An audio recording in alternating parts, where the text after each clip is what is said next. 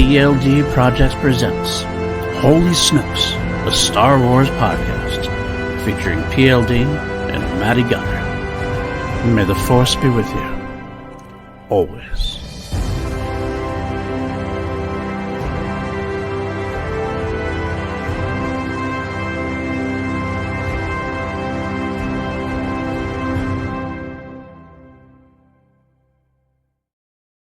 What's up, everybody? Welcome back to PLD Projects. Welcome back to Holy Snokes, a Star Wars podcast here on PLD Projects.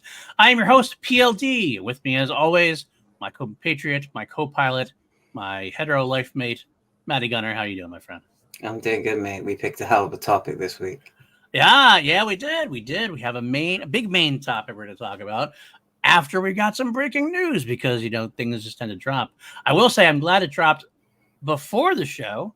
After the show, as always happens on our friends the Force on our podcast seems to happen to them quite a bit, including this one actually. This one because I just started listening to their acolyte and their book news and all that one. So yeah, always seems to be the way.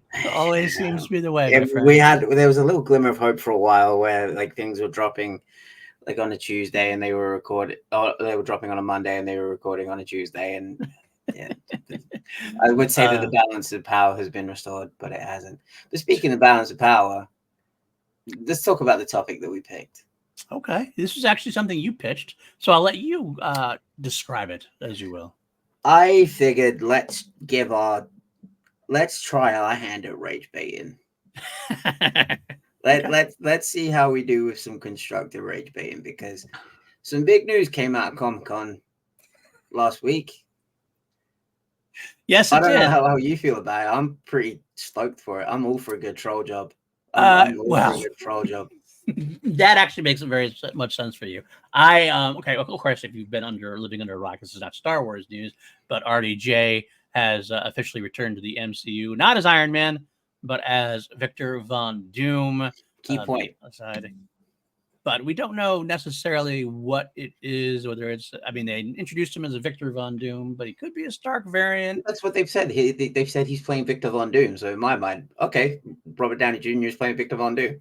Right. That's what I think it is. It seems like it's a little bit left open. You love it. I know it's fun. I know a lot of people love it. I know a lot of people hate it as well. I was annoyed at first. Can I say why? Yeah, absolutely. Go ahead. My perfect Doctor Doom, my perfect Victor Von Doom. If you want someone like that, you're going to need an Oppenheimer-like figure. So why not go for Oppenheimer himself and Cillian Murphy? I think Kevin Feige went for that and said, get the guy from Oppenheimer. And the guy just went, oh, I don't know, They got one. They got one guy. They got one guy. But here's how I'm looking at it is a really great actor that I love is playing a really great character that I love. So I'm just going to roll with it and see what the fuck happens. I think that's kind of where I'm at. I'll be honest. I'm still mixed on a couple of things about it. And again, this is a sucky MCU, but we can veer left sometimes, I guess. I think the problem I have with it is that Victor Von Doom is such an important character to the Marvel can't universe. half-ass Doom. This is the villain in the Marvel universe, pretty much. If you talk Thanos, I know Thanos has kind of been the MCU villain big time, but as far as like Marvel Comics history, Doctor Doom has been the one. And I guess it kind of depends to me how the story goes. If it's a variant of Stark, I don't love that idea because you're going to introduce Doctor Doom and it's not going to be really Doctor Doom. When you say Thanos is the villain, you ain't got to tend to the issue of the Doctor Doom comic where Doom rips Thanos' skeleton out. He rips his entire skeleton out through his chest, and he's just like, that's not enough. Right. So I guess it's a little weird for me that way. I almost want give me Doom before you give me a Doom variant. Maybe they're going to go the other way around because obviously we have the Fantastic Four film coming out. I think it's almost a no-brainer that that's the That's the end credit scene. You get Doom introduced in the end credit scene there. And that's set in an alternative universe, right? I believe that's how it's going to go down. The FF an alternate universe, and I think they're going to make their way into the MCU main universe, so to speak, because FF is going to be in the Avengers movies and everything else. So I had the feeling, so you have to have Doom. Right. And I think the idea is, though, if we go, maybe they're doing it the other way around, they're going to introduce it with Doom, and then the end of like Doomsday, for example, before he, because there's a rumor going around, a little bit of a rumor here and there, that this is going to be kind of a reset of the Marvel universe, or Marvel Cinematic Universe to a degree, like a little bit of a soft reboot. Was supposed to be? Well, to a degree, but this is going to be more. That was kind of like Endgame happened, and then like this malaise happened with them. This is like going to be a more. All right, we're reintroducing new things here, and I think that they're gonna introduce the real Doom later on, potentially. I don't know. I feel like that's a bit of a waste of Secret Wars if they're gonna do that. I don't know. We'll have to find out. So I get kind of mixed. I feel the weirdest thing I feel interesting about is that it feels to me it's got this stench of like desperation attached to it. Like, we're getting the Russo brothers back. We're getting Robert Downey Jr. back. All these people you loved from Endgame. Love since then. And I'm like, okay. I mean, I actually feel that way more about the Russos than anything else. I have not liked anything the Russos have done since Endgame. So getting them back, especially paying them what they're paying them. I don't know if you've heard these things, but like we're talking like it's like 80 mil, right? And Downey's getting a lot more. Between Downey and the Russos, you got $160 million. We haven't even touched a film. We haven't like touched a drop of film yet. $160 million. That's a budget for a film. I'd rather it go to them than the execs. But I'm saying like it's too much though, because like all of a sudden you're gonna get it way too expensive. It's money's out of control. I mean, I know it's not my money, whatever. But the idea is that to me, it just feels like a stench of, like, because first of all, Feige went to everybody and like said, what can we have? Do you want? No, couldn't get anybody to direct it, and so it's like, oh, I guess we'll just go back to. Sean Levy said no. Sean Levy said no because he's developing his Star Wars project. That's what the story I've heard is, which is impressive to me. I mean, Sean Levy, that means you're really committed to it. Fair play if he's doing that. But you could look at it that way. There's like desperate. I'm cool with Downey getting as much money as he's getting because he's an Oscar-nominated actor, the Oscar-winning actor. Sorry. So like, hell yeah, get paid. You can look at it like desperation, or we can look at it like, if it ain't broke, don't fix it. It was broken. That's why they were going back to the other one. That's what they're saying. Like, all the exactly. With the Russos, it wasn't broke. With the Russos, we had it made. We had it good. I think I don't know. Yeah, but now it's like trying to pull them back, trying to capture lightning in a bottle. I don't know. I'm a little mixed. Like, do I love the reveal? The reveal is kind of cool, but at the same time, look, I love Robert Downey Jr. Will I go see us opening day and probably have a blast? Absolutely. But I do have misgivings about it, and I kind of feel like I wanted to see someone else in the role, like. I'm sure we will. But I mean, maybe we'll have to see. We'll see Cillian Murphy do it. Maybe in the future. I was hoping that like Downey would like take the mask off and then like be like, oh no, just kidding. Here's my friend, Oscar winner Cillian Murphy, and then step behind it. But they are doing the Peaky Blinders film as well, so that's probably 28 years later. So it's probably Cillian's probably a bit tied up in a minute. Probably.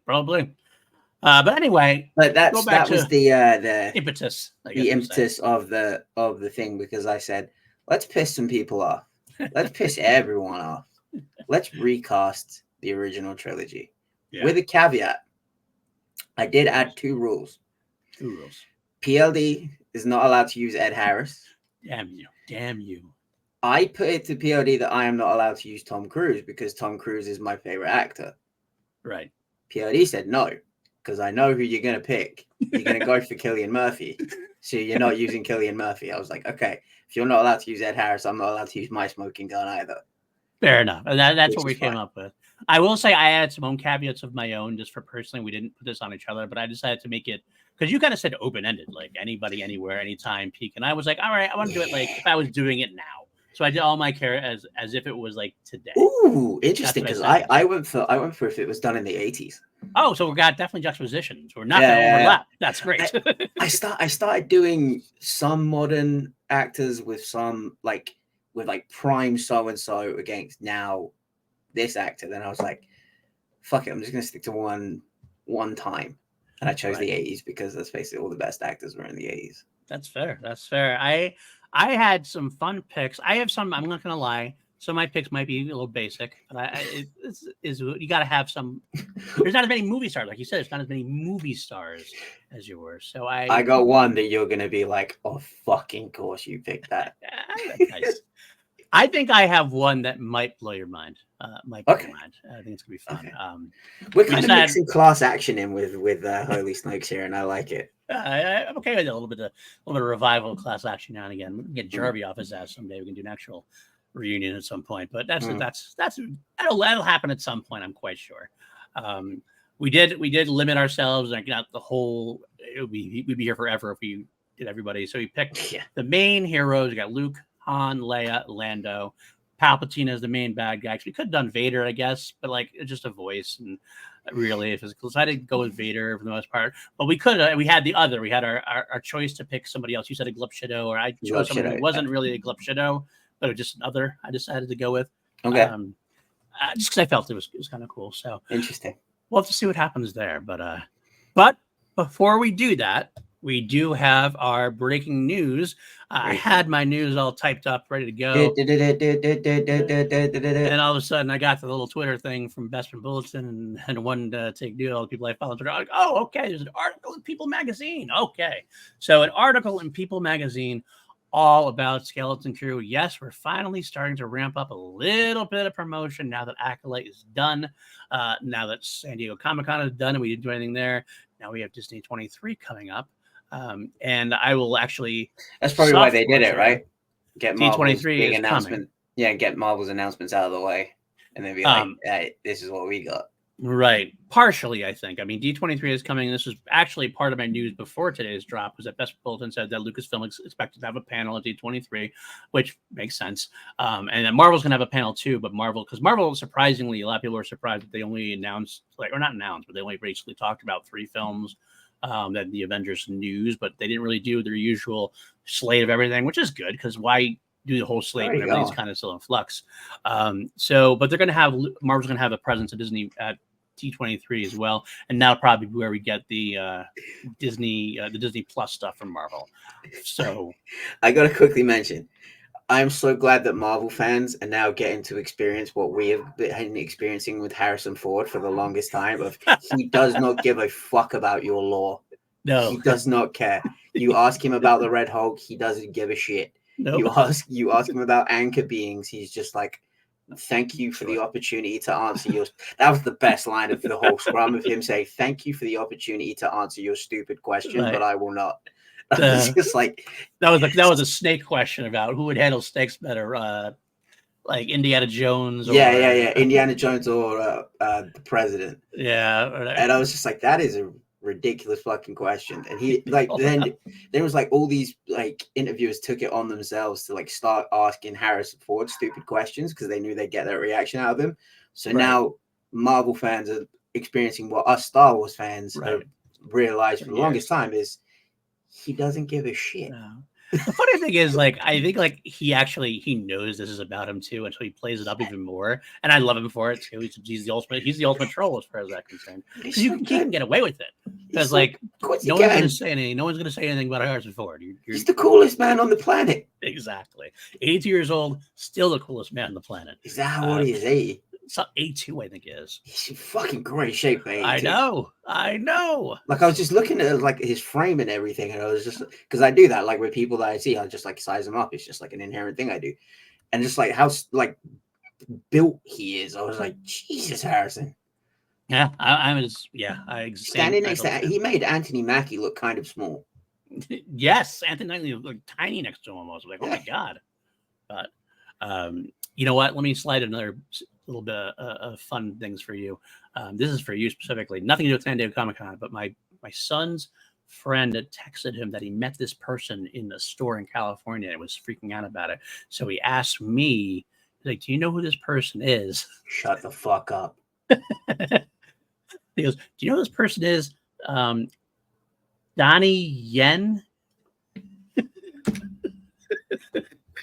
I went, yeah, Yeah, I know who that is. You know who that is. He was in Rogue One because that's where he would see him from. He's not, I was like, oh, okay. Yeah, I'm like, if I tell my Maddie about this, he's gonna make. I was expecting it to be Harrison Ford. No, I know.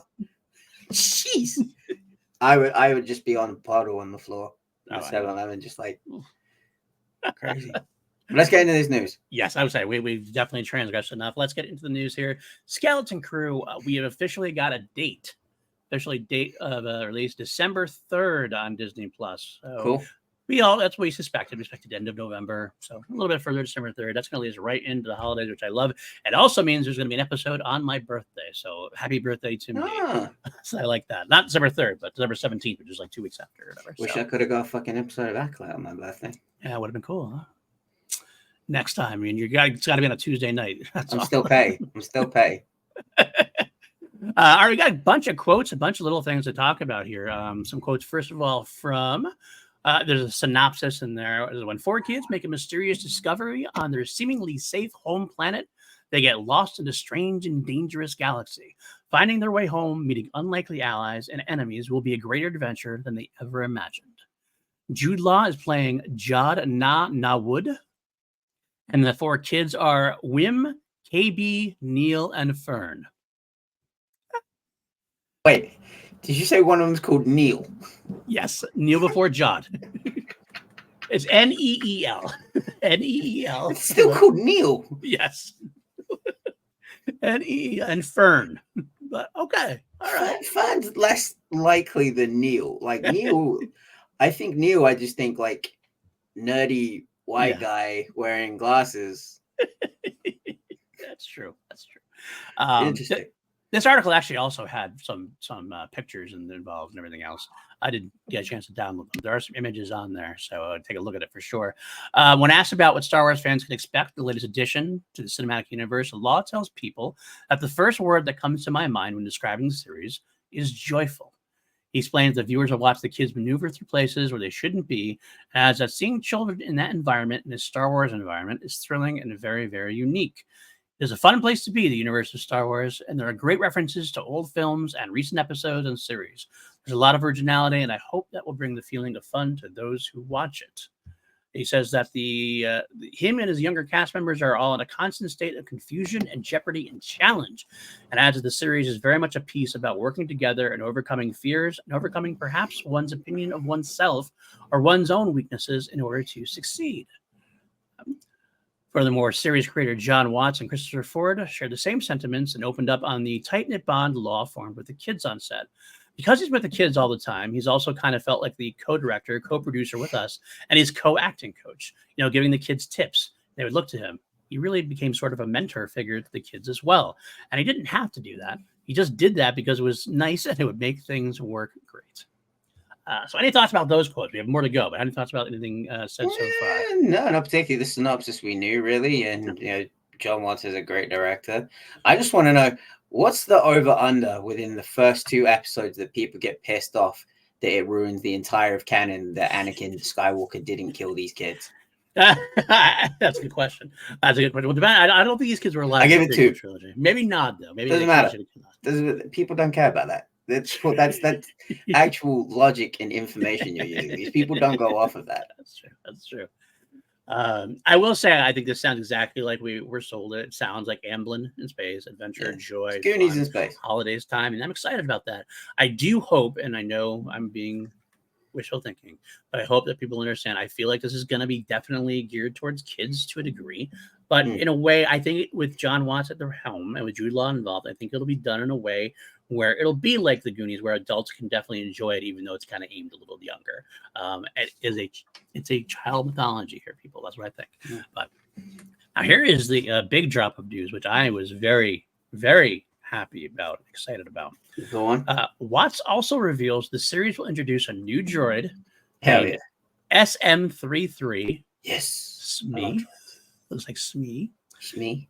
Okay. Yep. Who he exclusively tells people will be voiced by Nick Frost. Sick.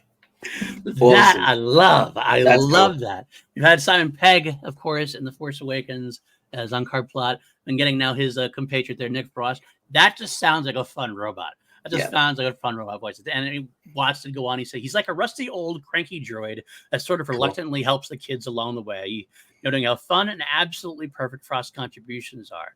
The other thing about him is that he's the first mate of a mysterious ship. So interesting stuff there. I love Nick Frost being involved. That's all I gotta say. That made me even a little more excited than I was for the show, and I've been very excited for this show.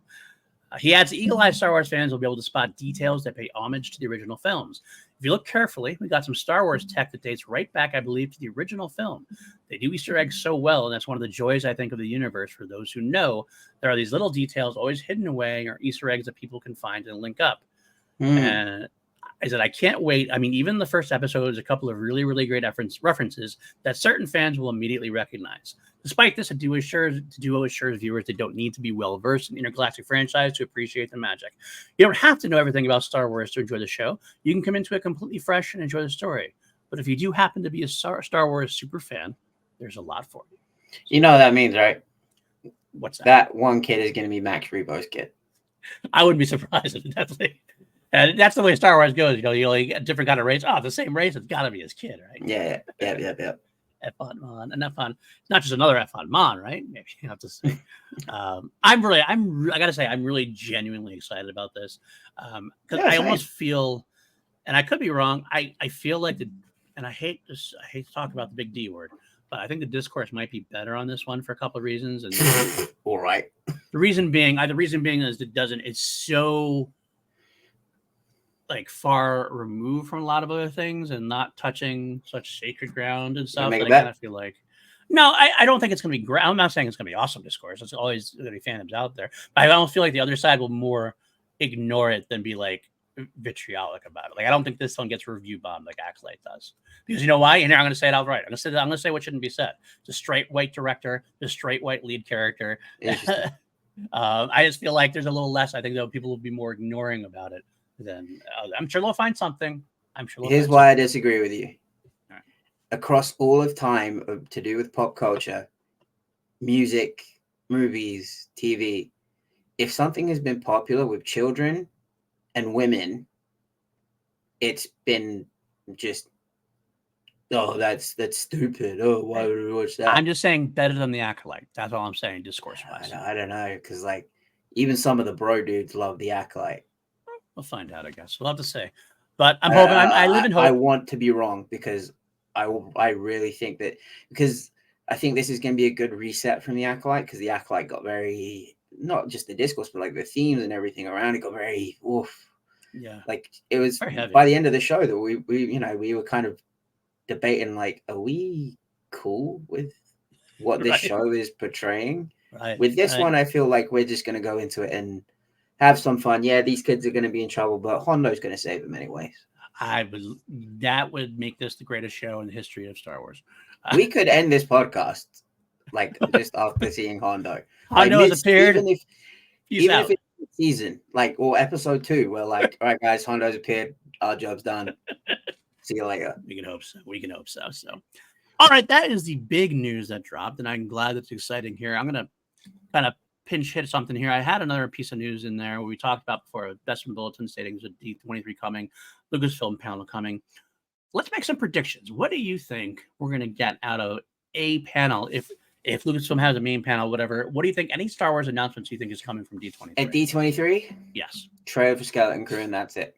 Not what you think. That's it. Nothing else. Okay. It's D23. The last couple years, they've done fuck all in Star Wars, so they've just kind of used it. They've kind of used it as a point of like, here's what we got coming up. If I remember correctly, there was one D23 that Lucasfilm went pretty heavy on. Yeah, that was like a couple years ago now. 5 years ago. And I know absolutely they want to save stuff for Celebration, because Celebration's next year. Yeah. They'll probably save most of the big stuff for that.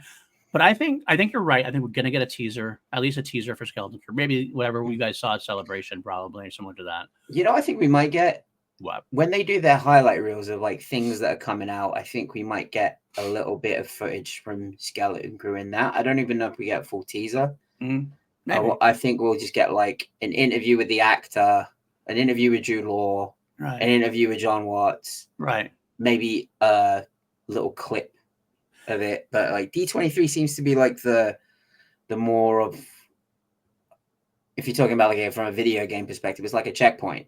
Yeah, it's not one of like the big conventions. It's just true. Like, oh, here's what we've got. True, but the idea is that Marvel is doing their Disney Plus shows at this point, potentially there. So I kind of feel like it might be a Disney-wide thing. Like, you know what? Let's pump up Disney Plus with D23. Right. And so we'll give you Marvel stuff. We'll give you some Star Wars stuff as well. So that's why I do think we get our teaser, because it's 4 months out before the Skeleton Crew shows. We have to have something soon as far as trailers go. And I think we get one teaser, we get one trailer, and then that'll probably be maybe some TV spots towards the end. Other potential things. TV spots. No more TV spots. I like what Feige was saying, just doing the one trailer, then dropping it. Please do that. Just give us the whole one trailer and then just let it come out, please. How long have you been in the Star Wars fandom?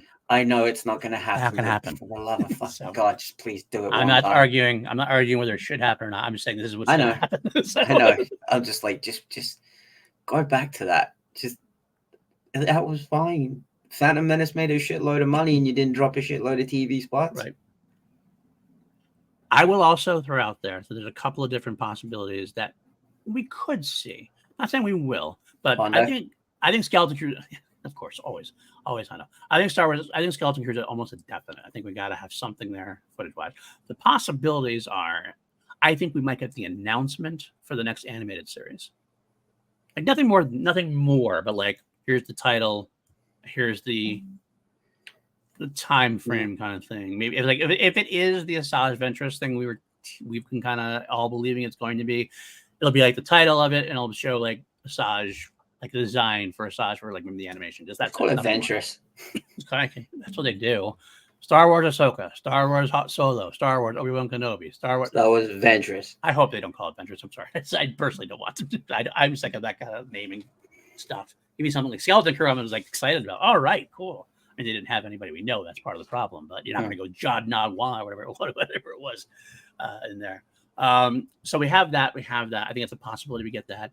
The other, here's my long shot possibility. I'm not going to get upset if we don't get it.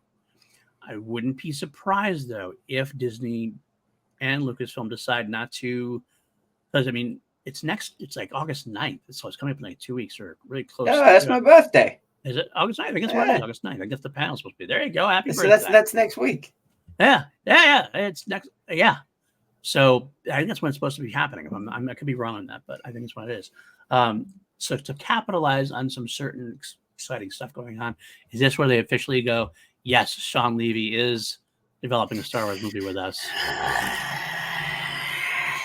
And this is kind of what it is. Not like I think that is a bit of a long shot because they're still it is for Deadpool and Wolverine.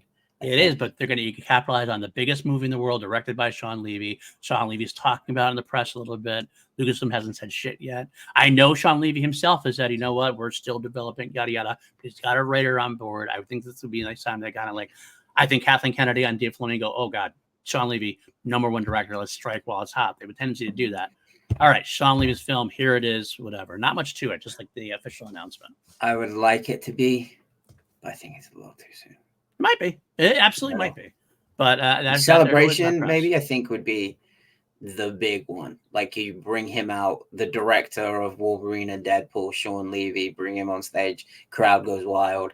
Yeah, that could absolutely be it too. And absolutely, that's why I said long shot. But I know. Not throwing out there. I hope you're right because that getting announced on my birthday would be cool. That would be pretty cool. I'm the other long shot. Again, this is actually more likely than Deadpool and Wolverine would be some update of some kind on Ahsoka season 2. Because right now we have Skeleton Crew, then Andor. That's it as far as Disney Plus shows go. We don't know anything past Andor season 2, which is February, March, maybe something like that. I think that might be more likely an Andor season 2 release date. Could be that as well. Something like kind of like they like to pitch things forward. But yeah, it is 2025, so I wouldn't be surprised. Andor, but that's what I'm trying to say also. Maybe an Andor season 2 release date, and maybe go, you know what? Because that's the first half of 2025. Here's upcoming. You're going to pitch something. It's pitching what's happening in 2025. You got this. You announce these things at Celebration. You give more like footage and stuff. So you get like maybe Ahsoka season 2 is coming in like next November or December or something like that. Potentially. I think like you would do an Ahsoka season 2 finale at celebration.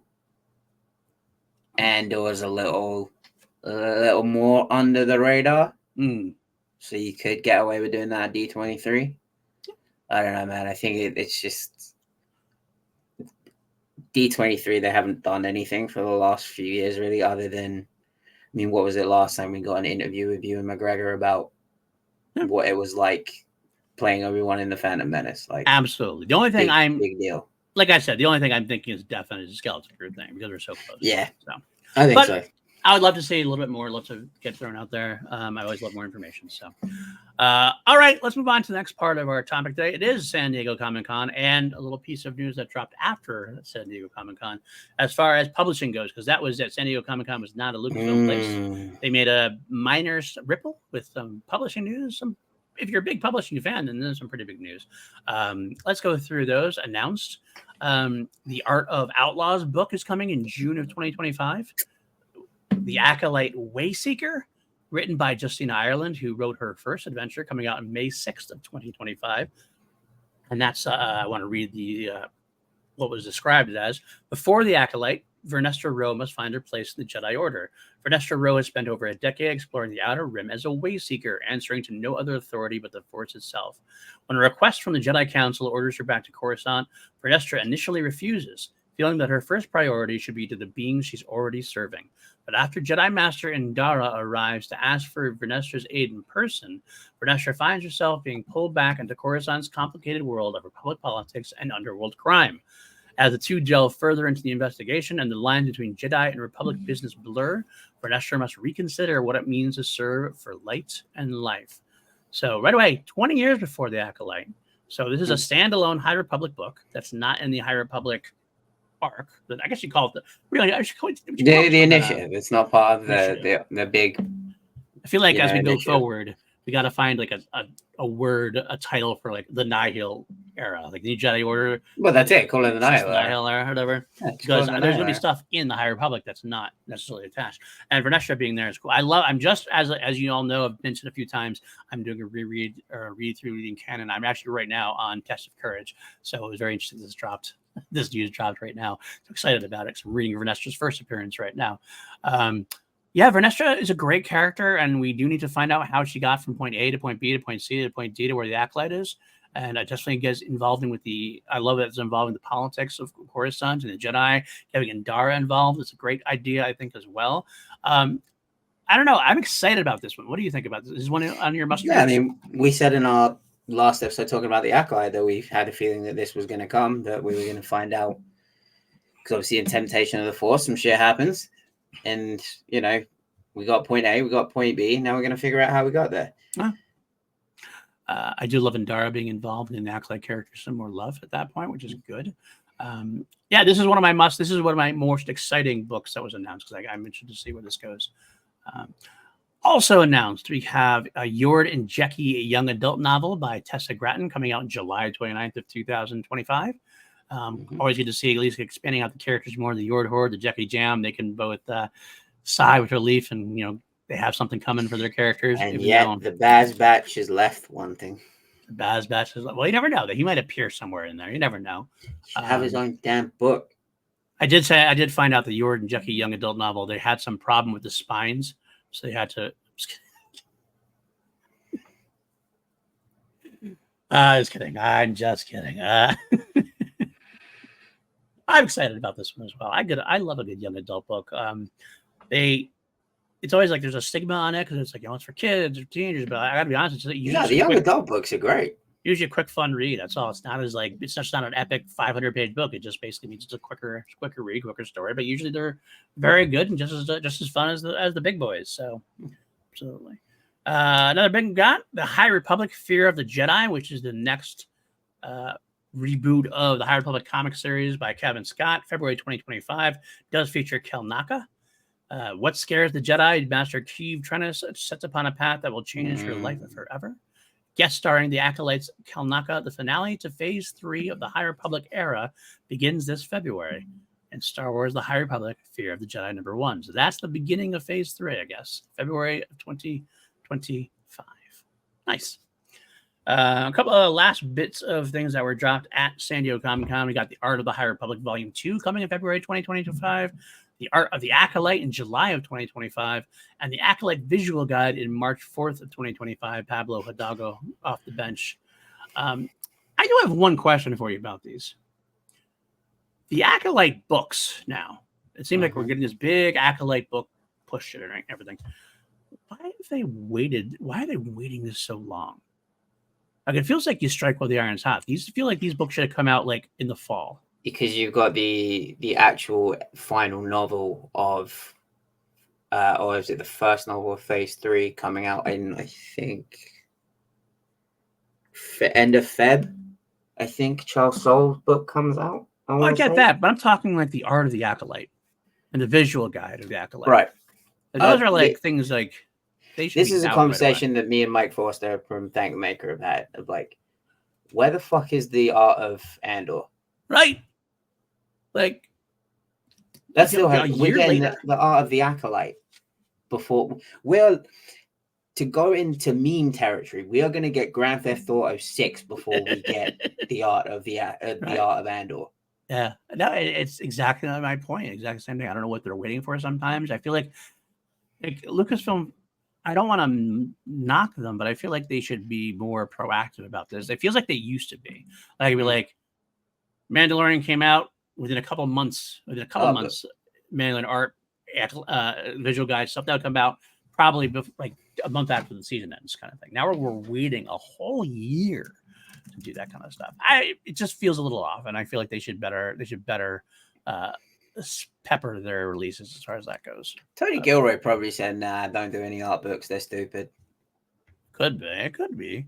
Well, I don't think. I don't know. But that's literally the only reason I can think of. Yeah, but I don't know if he would have that kind of power. Like the showrun, he has the power over the show, but as far as like the galaxy, as far as probably forgot to take the notes to do one. that could be. All right, that was what was at Star Wars Comic-Con. Sorry, San Diego Comic-Con for Star Wars. But then there was announced a couple days later, not at Star Wars, at the Comic-Con, which I was surprised at. Would have been a big drop, but it was a couple days later. That's okay. Star Wars Reign of the Empire book trilogy revealed, coming out. It's set book 1, The Mask of Fear, in February of 2025. Title. Written by Alexander Freed, who of course is known as the Alphabet Squadron guy, and he is someone like they kind of likened this whole trilogy so far to be like kind of Andor inspired, very political based thriller, that kind of thing. It's in like the first year of the Empire, right? It follows the first year of the Empire's reign. That's what book 1 does. Now, Alexander Freed is perfect for that kind of tone. He is perfect for the Andor type of tone. I remember reading his book before, and I struggled with them a little bit, how I struggled with Andor, and that sometimes it didn't feel as Star Wars-y. There wasn't quite enough Star Wars soup for me, so to speak.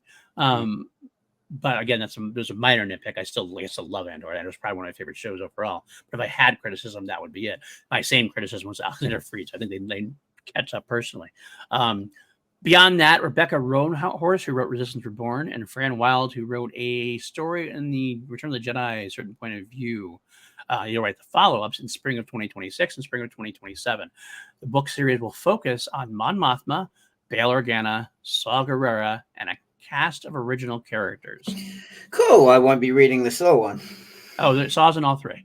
It's not like one book each. It's all throughout. You gotta get over that, man. You gotta get over your hate. You gotta get over your hate. I sometimes when I'm feeling depressed, PLD, I just put on that one scene from Rogue One and just smile. Watch him die. It's almost like it cures my depression watching Saw Gerrera die. Like him or hate him, he's an interesting character. Oh, I hate him. I know. There's no like. There's no like. Whether you hate him or not, he's an interesting character. Oh no, I do. There's no not. I know you hate him, but he's still an interesting character. How about that? Good. I'm just making sure I got that point across. I think you did. I think you got the point across very well. Just making sure. Also, a little bit further on that, it says before the rebellion, the Empire reigned.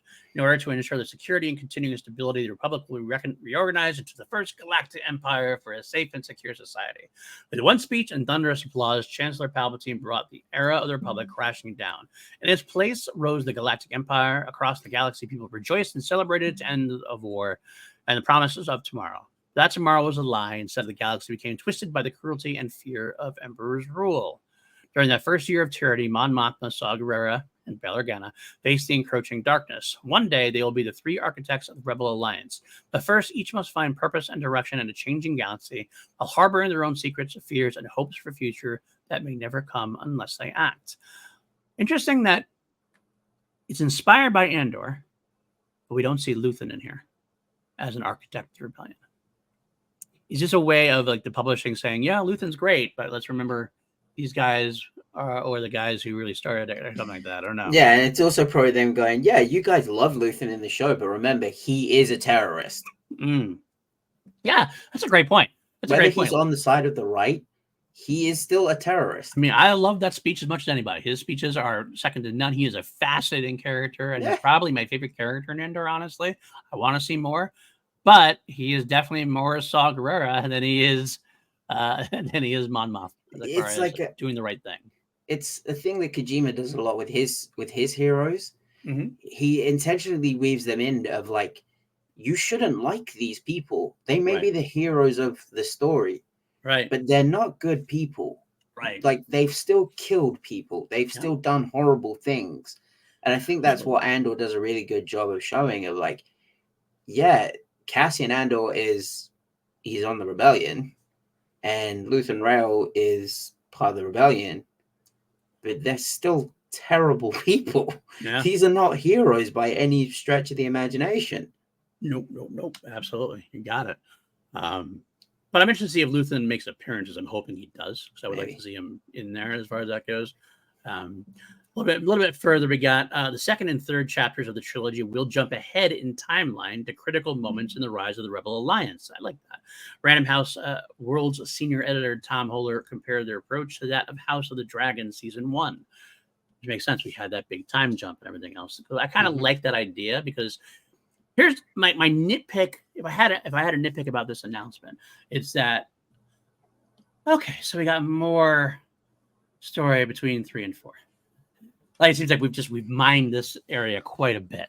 And I'm sure the animated series of Ventress is there. It's going to be the same type of thing. So they seem to like this territory a lot. I get it, because it is probably the most Star Warsy in the era. It's about the Galactic Civil War, the rise of the Empire, the rise of the Rebellion. That is the thing. So I completely understand and get why they mine it. But a part of me was like, I love some books that take place other places as well, and we're getting some. We're starting to get some. Got the High Republic stuff coming, and I know there's some comic books that are definitely going post Return of the Jedi now, which is great. So with that in mind, though, it's like, okay, I like the fact we're just jumping ahead, because we're going to hit some highlights instead and kind of spread out the love, so to speak, a little bit. He specifically also said the Mask of Fear will tackle Padme's legacy, consulting the Revenge of the Sith deleted scenes to help provide context around the story. And for those who know, one particular scene featured an early meeting between Padme, Mothma, Organa, and others about finding a way to fight back. Love that aspect of it, because we don't get enough about Padme's legacy post. Especially because George deleted the scenes, and that's not a knock on George, because honestly, Revenge of the Sith was... I'd say that's a knock on George. I'm saying I wish he had kept these scenes in. Yeah. But I understand why he cut them, because honestly, if you're gonna the story of episode 3 is Anakin and Anakin Obi-Wan and Anakin and Padme. So this other rebellion stuff, if you had to cut something, it's kind of the stuff that had to be cut in a way. I wish it was. Of course, I want a 4 hours Revenge of the Sith anyway. I'm okay with it. But I feel like that's one though that you could have been like, okay, let's put it in towards the end, like just before she goes off. Yeah. And absolutely, because that's one slight on Revenge of the Sith, my second favorite Star Wars movie. The one slight is that Padme gets definitely sidelined, and she could use more. She gets Rose Tico'd. 100%. That's why I say it's not a knock on George, because I do love the film and I do understand it, but at the same time, yeah, it's you fucked up. Fucked up is a strong word, but I wouldn't go that far, but I understand the sentiment. And I do like the fact that we are getting that in this bad movie. George. I do like we're getting that now in the book, so it's kind of nice to get a little bit of context from there and gives a little bit more gravitas to Padme, right, which is cool. Finally, last quote from this introduction was from Alexander Freed himself. He said, "I'm enormously excited to be part of this project and explore an era of Star Wars especially rich with the nuanced stories of ordinary citizens, of people living inside the machinery of the Empire, still figuring out what happened to their government and in violent disagreement over ideas of democracy, resistance, revolution, and complicity. It is a chance to write a political thriller and spy drama and sweeping historical epic all at once, as well as spotlight Mon Mothma, a character I've been passionate about for ages. I can only hope the end result does justice to the grand themes of the prequel films and manages a similar blend of timelessness and relevance." That I love, because I think Mon Mothma has been criminally ignored in the post-Disney era and all the books and everything else, except for Andor. She's got her love in Andor, which is great. But because of, like, I feel like all the stuff like Bloodline and everything else, like, I know, and this is me being a Legends fan. I get that. I'm not like one of those super Legends fans, like, oh, everything should be can't whatever. But like Legends, Mon Mothma was a huge part of the post Return of the Jedi, bringing the Republic together. And this one, she's like, it's almost like they've gone out of their way. Almost like it felt like there was a decree from on high. Don't talk about Mon Mothma. Could we have something planned or something? Because like, don't talk about Mon Mothma. Don't talk about Mara Jade. Right. And so I felt like she was being sidelined because everything about it was like, oh, she's there. Oh, she was sick. Oh, she's this. And never really even dealt with it. I don't think we've even got much with her in the post-Jedi timeline so far at all. Like, you mentioned more than having scenes with her. She might have had a scene with Leia at one point, but it was more like a quick hit and run. So the fact we're getting something from Mon Mothma, I'm excited about, because I've always loved that character as well. I thought that was a character that deserved more. It was one of the great characters that was in the Lucas films, was an important character, but didn't get a lot of gravitas in the trilogy. So she's a perfect kind of character to develop outside into the publishing world. So I'm here for it on that. So yeah, any last thoughts on that? No, let's get into the... All right, let's move it on then to our main topic of our day here. We're doing the original trilogy recast. We mentioned it up top. We all had our own rules. Our major rules, we're doing Luke Skywalker, Han Solo, Major Leia rules. Organa, major rules, Lando Calrissian, Palpatine, and another. Beyond that, we kind of made our own personal rules. No Ed Harris for me, no Cillian Murphy for Maddie Gunner. Maddie, I'm going to let you start this whole thing off. Why don't you start off with your, we can go back and forth. Going to go back and forth on characters, or how do you want to do it? I think let's pick a character. You throw out the name, I'll give you mine, and then you give me yours. Okay. And then I'll throw out a character and you give me mine. All right. So who you want me to go first? Let's start. Let's get it right off the chest. The Adventures of Luke Skywalker. Rip that Band-Aid right off. Okay. For me, Luke Skywalker, you want a farm boy, right? Mm-hmm. Mark Hamill, as seemingly innocent and as good looking as he is, to me, he never really gave off farm boy. If that makes sense. He never really gave me a boy from the country out in the open. I never really got that vibe from him. Other than, he's very clean cut, good looking dude. For me, you got to go with someone who is the namesake of one of my best friends. My pick for Luke Skywalker, River Phoenix. Oh, wow. We should make note. You said before you drew it from the 80s, and I like that. That from the 80s, that's a perfect casting. Absolutely perfect casting. I don't know if I see Farm Boy in him, but I do see he's an got actor. a bit more of he's less whiny. He's got more of a dude who's probably actually worked on a farm vibe to him. Okay, I can see that. I mean, either way, he's a phenomenal actor, so he's going to deliver very well. Okay, I like that choice. River Phoenix could definitely lead that movie, and it's a shame that he died so young because he had a great career ahead of him. Wonderful career ahead of him, unfortunately. And then could you imagine Joaquin picking up the mantle as older Luke Skywalker? Nice, I like that. Like the Last Jedi later on. All right, for me, I'm going with today's actor. Like I said, I did more of a modern casting. I went through a couple of different ones. I tried to get Jonathan Groff in there, and I thought Jonathan Groff might be a little too old for the role potentially. At this point, he's 38, and I know you can age down a little bit. He doesn't look it. He doesn't look it. I don't know if he can pull off the 20 or 21-year-old, 22-year-old farm boy. So then I went with I was like, do I go with Timothée Chalamet? I could go with Timothée Chalamet. Young, very strong actor, very powerful actor. You saw him in Dune. He can pull off a farm boy in sand kind of thing. Absolutely, he has that kind of dreamy look Wonka about as him. well. Like he has that like start from nothing to become. That's what I'm saying. So I think that Timothée Chalamet would be a perfect young Jedi in training. Is that your cut? Is he your? That is my casting. That is my casting. Dude, that's perfect. I like that. I like that. That's perfect. I want to toss around the other name. I did have this. Luke is the only one I have like multiple names for. The other one I did toss out there was Austin Butler, but again, it was kind of like, is he a little too old for the role potentially? Like he'd be good for Timothée Chalamet would make a really good one if they were to announce it today. What? Who's that? Young Ben Solo. Oh yes, absolutely, absolutely, he would. Oh, if they did a series like that, oh my god, sign me up for that. And you know what? That could still happen. You know, we could get him. Could do the Mandalorian episode. I mean, not episode. The Mandalorian movie, like the Dave Filoni movie. You could certainly see Ben Solo in that at that point. Because the end of Dune 2, where he just snaps and goes dark. Yeah. If you had needed him to do that for Ben Solo, yeah, that would be so sick. So sick. So I love Austin Butler as well, but Timothée Chalamet was my final choice. I went there with a lot of different actors, but he was the one that stood out to me that he could pull it off and probably pull it off well. So, all right, let's go on then. Next character for you. What do you want to go with? Give me your Lando. Okay, this is one that I gotta admit was basic. I can't lie. I couldn't use Donald Glover, obviously, because I almost would have used Donald Glover. I thought. But I can't because I didn't want to use anybody who's already in Star Wars, or especially one that's already in the role. That's like that's a stupid recast for me. So I did go basic. I kind of threw some names around. I was like, did Daniel Kaluuya fit? No.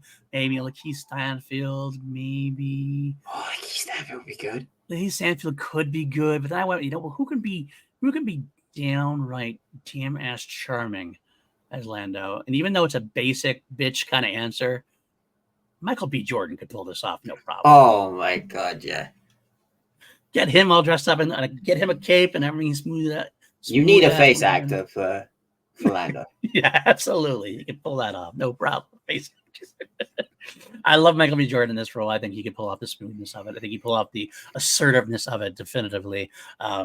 Whereas someone like a Daniel Kaluuya, I love Daniel Kaluuya, but I kind of feel like he's a little too like meek. He feels a little meek, not meek because that may not be the right word, but he's a little more insert. Whereas Michael B. Jordan's more external in a way.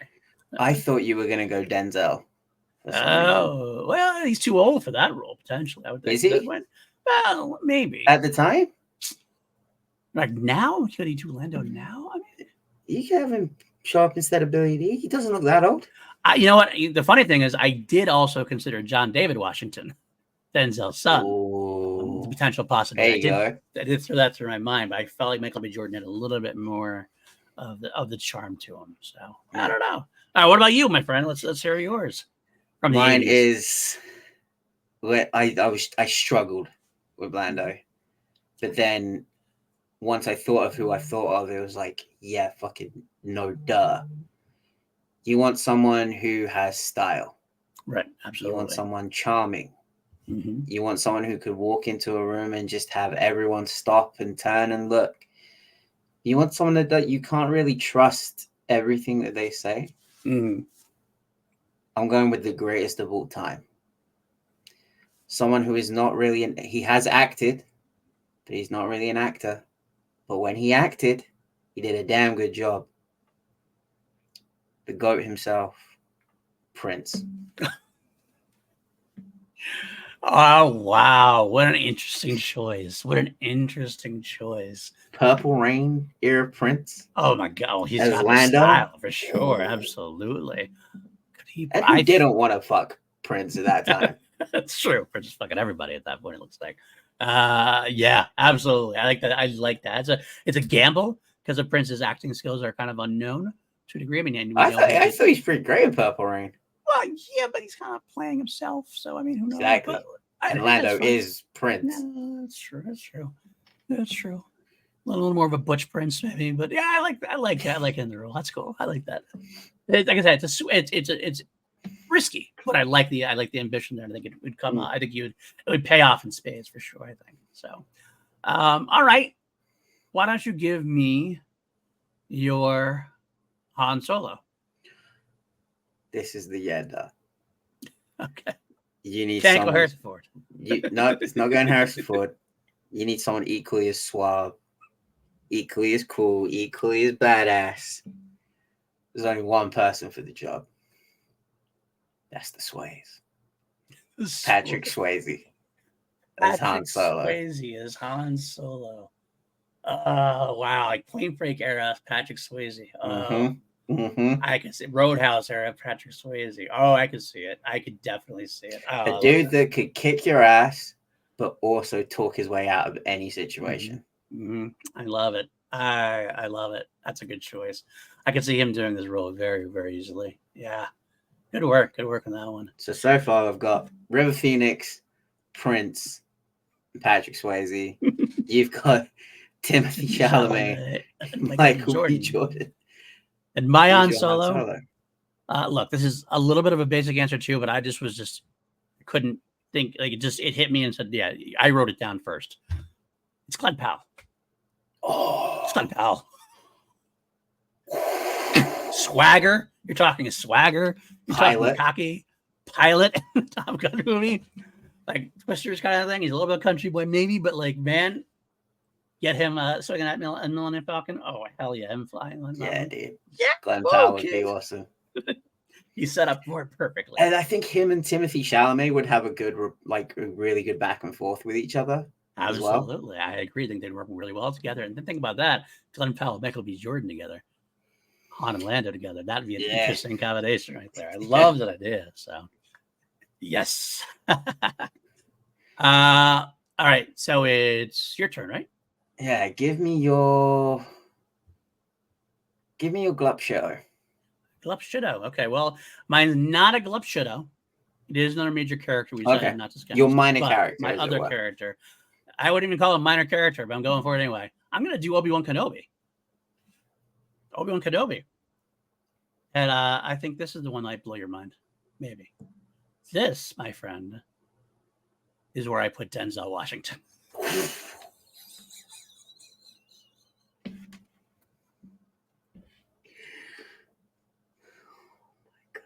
Totally different kind of Obi-Wan, but like still capturing the heart of what he is, I think. You want Training Day, Obi-Wan?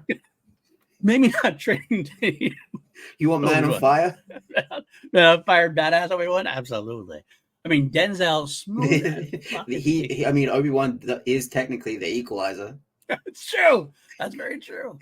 You had Denzel. Hey, these aren't the droids you're looking for. Okay.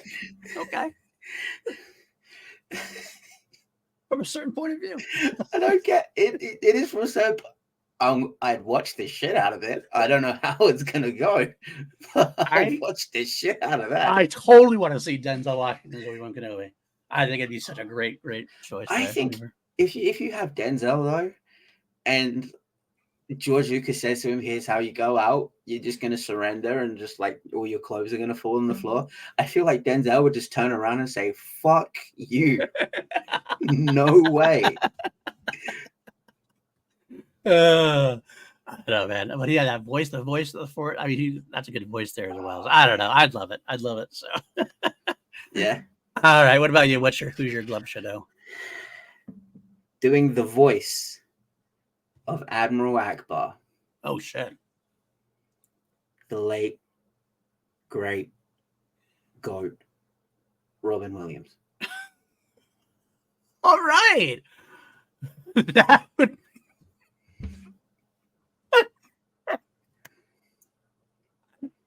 I'm having a hard time picturing it, but I think it'd be absolutely fun as hell.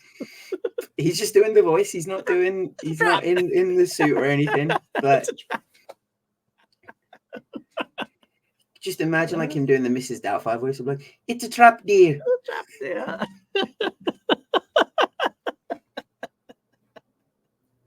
We're going off the rails. Have you seen the video of him sitting with George where he does the Scottish Stormtroopers? Yes, I love that one. That's the funniest fucking thing. I mean, I'm a Robin Williams. Oh, absolutely. Never would have been with Admiral Akbar, but I'm here for it. So good choice, my friend. My first pick was him just to do a Scottish stormtrooper, like in the scene in the jail block.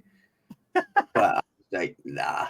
I mean, you could make him be all the stormtrooper voices. Yeah. Like, but all right. All right, so my turn. We got 2 left. Why don't you give me your Leia? With Leia, you want someone who's unassuming, but you look at and you're just mesmerized by her. You're captivated by not just her regality as a princess, but like her ability to command a room and command people underneath her, but also someone who grows to be a motherly figure. So I went with Diane Lane. Oh, wow. What because of her becoming Martha Kent. Right. I think she would like really have fit that role of someone who was like guiding Rey. What really an well. Interesting choice. What a very interesting choice. Oh, I like that. I do like that. First pick was Kim Basinger. Always good. Yeah, she did good too. But I was like, for what I know, it's kind of cheating because it's kind of like leaning into the sequel trilogy. But like for someone who what Leia becomes, right? I almost kind of wanted like that more motherly figure. So I was thinking, I was like, Sigourney Weaver, nah. Jamie Lee Curtis, nah. Yeah, that makes sense. Diane Lane. I could do it. You could pull it off. She could pull it off. I thought Sally Fields, but then I was like, no, I hate Sally Fields characters. Fair. Yeah. Her as a mom and Mrs. Doubtfire, absolutely not. You could have gone the alternate, going Sissy Spacek instead of because you went with the role there. You know, the switching of Carrie and Sissy as Leia. Maybe I don't know, but interesting choice. I do like Diane Lane. I like her as an actress. I think she could probably pull it off pretty well. I also, this is the one I'm probably the most proud of. I think. Well, like you said, I think Leia needs someone to be regal, strong, kick ass, vulnerable though as well, and has some early instincts, and could see her with everything, and maybe match up Glen Powell. I'm going with Olivia Cook. Olivia Cook. Yeah. House of Dragon proved that pretty well. Yeah. She could do everything, all the above with all of that. Yep. Regal, vulnerable, already a mother, so she can get that. I'm in. Yeah. You got to go picture. I'm in. That's it. Sweet. All right. So our final part of the episode is who we picked for Palpatine. You want to go? Oh, it's my turn. My turn first, right? Okay. All right. I'll do it. This was one I struggled with a lot. I got to be honest with you. I'm glad you did because I had it off rip. I was like, do I want to do this? I kind of looked at some people. I'm like, do I want to make it? And then I came across a name and went, this is done. We're done. Write it down. One of my favorite actors of all time, a chameleon of sorts. He can do anything and be in any role. I told you can't use Ed Harris. That's what made it so hard. No, he can pull off any role. He can pull off evil. He can pull off good. He can pull off anything in between. One Gary Oldman. Oh my God. One Gary Oldman. If they ever remake the original trilogy, like you've just handed them the cast on a silver platter. I love it. If we get to Celebration next year and they're like, yeah, fuck all of you. We're going to remake the original trilogy and here's who we've got. Your cast. Perfect. Thank you, my friend. Thank you. I love it. Mine. Let's hear it. You got it right off from the 80s, so let me hear it, man. You want someone twisted, maniacal, someone with one of the creepiest laughs and smiles that you've ever heard and seen. Willem Dafoe. Oh my God. I don't know which is better. I didn't even think of Willem Dafoe. I could use Willem Dafoe in mine. He's well. Good. Oh, that's a great choice. He's seriously twisted and maniacal. He could pull it off easily. My first pick was Pete Postlewaite, but I was like, no, he's too nice. I know he's played some shitheads in the past, but not like Palpatine type shitheads. No, you need someone who could like really go like into the depths of being evil. Epic evil kind of thing. Yeah. Oh, wow. Man, I don't know if there's any better than those two picks. Those are both spot on, beautiful. I'm glad we saved Palpatine for the end because we both hit it out of the park on that one, I think, for sure. Yeah, wow. So give me your whole cast again one last time before we finish out. Playing Luke Skywalker, we have River Phoenix. Playing Leia, we have Diane Lane. Playing Han Solo, we have Patrick Swayze. Playing Palpatine, we have Willem Dafoe. Doing the voice of Admiral Akbar is Robin Williams. And playing Lando Calrissian, the GOAT himself, Prince.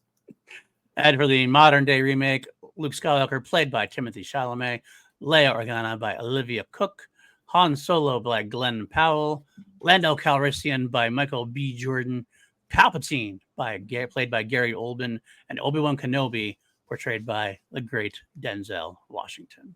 So, yeah. Leave it in the comments. Whose movie do you want to watch the most? And who would you cast for each character? Let's hear what you got to say about it, guys. And yes, which one are you producing? Are you going to produce Maddie's pitch? Or are you going to produce my pitch? We'll see. We'll find out, I guess, soon.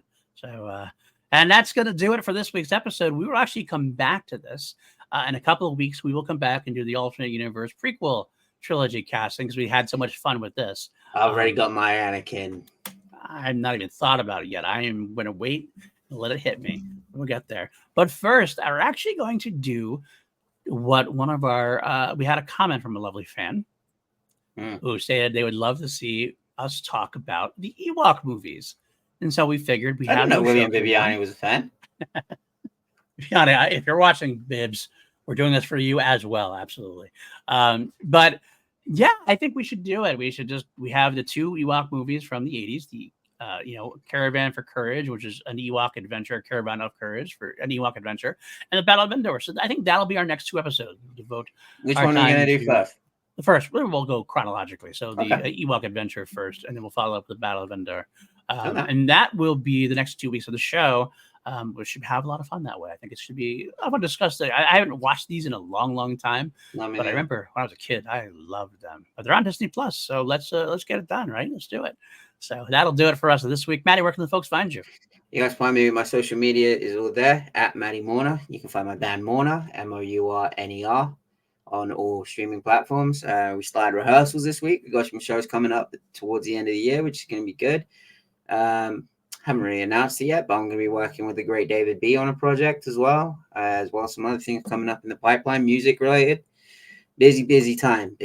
So, but you will always catch me here with PLD doing Holy Snokes. This was fun. I'm glad we did this after everything with like the Acolyte and everything. Getting back to doing something fun. Agreed. I think it's much needed. Absolutely. You can find me at Paul_Duzio on Twitter. You can find me all over this channel, of course. Review has been a cursed show. Me and Lego can't get together. It seems like I had sickness, that she had a sickness, and we had days off. She has days off. Well, coming back August, the second week of August, we will return finally, hopefully, barring anything else happening, barring actual motherships from space flying in and declaring war on us. We'll finally be back with a review, episode 3 of the 2009 series. Two Mediocre White Dudes on Film will be back in August as well. Me and PJ finally returning. And then we also got a lot of things going on. Crown Jewels every week. This week's song, Crazy Little Thing Called Love. That will be on Friday, as always. Still trying to pitch my next one-offs, trying to nail down Mark Ellis's schedule to do one-offs with the mighty Van Halen. And I think that. You know who you could do a one-off with? Or just have them on your show to talk about V? Oh, yeah. Hideo Kojima. I'll reach out to him. Wow, he just posted that he got the complete series on box set DVD. Love it. Literally 2 days ago, he posted that. I thought of you as soon as I saw it. What a man! I love that man. Love that man. All right, guys, that'll do it for us. Hit that. I didn't even say it before because I'm a bad YouTube host. Hit that like, hit that subscribe. Patreon.com/PLD Projects. Join us, Goodell, Brandon Buckingham, a bunch of good crew. It really helps us keep the lights on. I appreciate that. If not, just share it. Help us fight the algorithm. 5-star reviews, all that stuff. You could really help me out. I really do appreciate that. Can't wait to be back next week, talk more Star Wars with this guy. And, until then, as always, may the Force be with you. Always.